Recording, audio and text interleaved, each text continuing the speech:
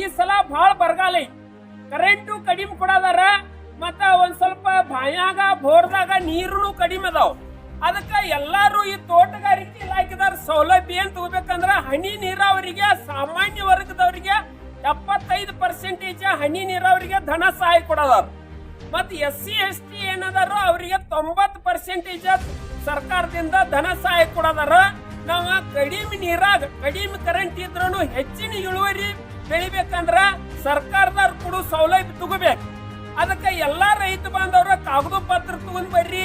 ಇದ ಡ್ರಿಪ್ ಏನೈತಿ, drip the ಎಲ್ಲಾರು ಸದುಪಯೋಗ ತಗೋರಿ. 90% ಧನ ಸಹಾಯ ಮಾಡದರು. ನಾವು ರೈತರು ಎಲ್ಲಾರು ಹೆಚ್ಚಿನ ಬೆಳೆ ಹೆಚ್ಚಿನ ಇಳುವರಿ ಪಡೆಯೋಣ. ಎಲ್ಲಾರು ಈ ವಿಡಿಯೋ ಏನೈತಿ ಎಲ್ಲಾ ಕಡೆ ಶೇರ್ ಮಾಡ್ರಿ, ಎಲ್ಲಾ ಕಡೆ